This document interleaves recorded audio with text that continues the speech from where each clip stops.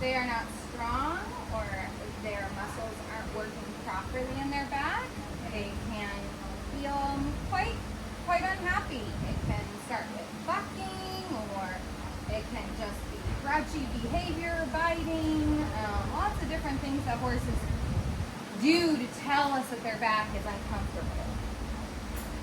So I like to take my fascia tool and release these muscles, make sure they're happy and comfortable, strong enough to be sat on.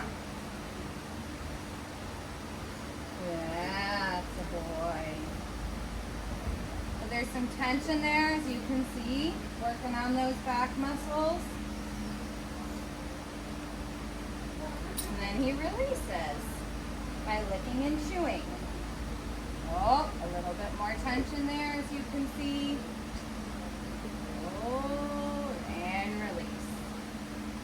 Love being able to see the difference with a horse from the beginning to the end of a massage.